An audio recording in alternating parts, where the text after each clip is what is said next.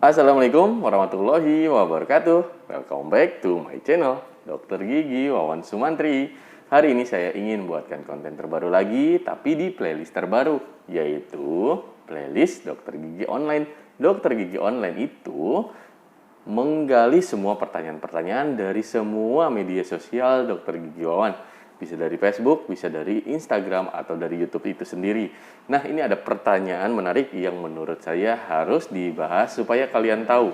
Ini ada satu pertanyaan yang bikin saya ingin membikinkan konten. Yaitu, dok, apakah kalau sudah pernah scaling gigi itu harus tetap scaling gigi juga ya setiap 6 bulan sekali? Apakah scaling gigi itu membuat kecanduan? Kecanduan? Maksudnya 6 bulan sekali wajib scaling.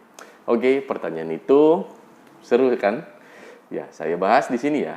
Jangan lupa subscribe dulu. Bagi yang baru datang, selamat datang. Siapkan pertanyaan mengenai scaling gigi. Atau pertanyaan lain juga boleh yang berkaitan dengan dokter gigi ya. Oke, silakan dan lakukan sekarang.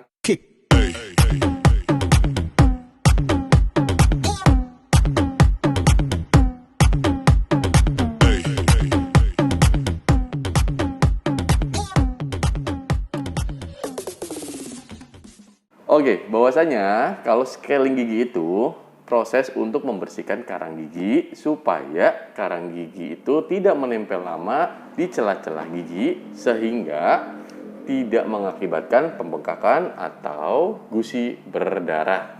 Nah, itu dilakukan per 6 bulan sekali karena dari kita proses makan itu kan setiap hari. Nah, karang gigi itu terbentuk akibat dari sisa makanan yang bercampur dengan air ludah dan membutuhkan waktu yang cukup lama. Itu bagaimana? Begini, misalkan kita makan. Pada saat kita makan, selesai minum, nah, nunggu 30 menit, tapi kalian kebablasan. Setelah 30 menit, kalian langsung kegiatan lain. Dengan kata lain, tidak sikat gigi setelah 30 menit. Berarti kan itu menyisakan waktu yang cukup lama. Sisa makanan itu tidak dibersihkan di dalam rongga mulutmu, di celah-celah gigimu. Nah, itu akan bercampur dengan air ludah waktu yang cukup lama. Pada saat mandi baru kamu sikat gigi. Tapi di situ sudah terbentuk mulai tumpuk-tumpukan persiapan pembentukan karang gigi. Nah, itulah karang gigi terbentuk. Sekarang logikanya kalian makan itu tiap hari. Nah, kalau makan tiap hari berarti karang gigi tetap terbentuk walaupun setelah dibersihkan. Nah, sekarang dokter gigi akan menyarankan 6 bulan sekali atau 1 tahun sekali. Itu tergantung pasien datang ke dokter gigi. Tergantung seperti apa. Pada saat kalian datang ke dokter gigi itu pasti bilang, "Mas, Mbak, Bapak, Ibu, saya bersihin karang gigi ya." Setelah itu, oh iya, dengan pembersihan karang gigi ini, ternyata karang gigi Bapak Ibu termasuk grade yang ringan, grade yang sedang, atau grade yang berat. Kalau grade yang berat, itu karang giginya sudah menutupin semua dari gigi-gigi tersebut, baik gigi belakang ataupun gigi depan. Nah, itu oral hygiene-nya akan buruk. Nah, melihat itu ada penilaian-penilaian tersendiri. Jadi, dokter gigi akan lebih menyarankan yang grade-nya 3 atau grade-nya buruk atau oral hygiene-nya buruk, itu pasti disarankan 6 bulan sekali. Nah, itu pasti terlihat kok kalau misalkan pasien yang sudah rajin sikat gigi dan sedikit karang giginya di bagian bawah sini biasanya hanya terbentuk sedikit di celah-celahnya dan hanya terjadi perubahan warna karena teh, kopi, susu, soda, atau memang ada zat-zat makanan yang bikin merubah warna tersebut jadi berubah jadi stain. Nah, itu bisa disarankan untuk 1 tahun sekali. Jadi kalau misalkan dokter gigi pada saat menangani pasien dan menyatakan oral hygiene-nya buruk, pasti disarankan 6 bulan sekali. Dan jadi kalau misalkan pada saat pasien itu datang, ternyata karang giginya tidak banyak, pasti itu disarankan 1 tahun sekali atau dimotivasi saja untuk selalu membersihkan giginya supaya tidak terbentuk cepat untuk karang gigi. Saya akan kasih tips untuk tidak terbentuk cepat karang gigi. Nah, karang gigi itu terbentuk karena sisa makanan tadi ya.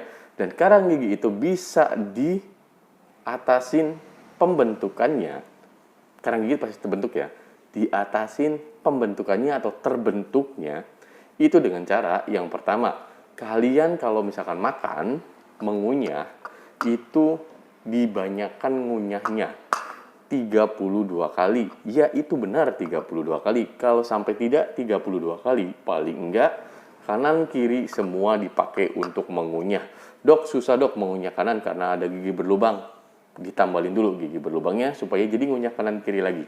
Dok, susah dok kalau misalkan kanan karena terbiasa kiri dari dulu. Oke. Sekarang saya motivasi untuk kanan kiri agar karang giginya tidak mudah terbentuk.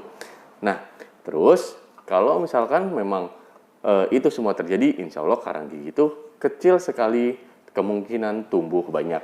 Nah, yang kedua, selalu sikat gigi setelah 30 menit setelah makan. Nah, 30 menit setelah makan dilakukan, harus dibersihkan giginya.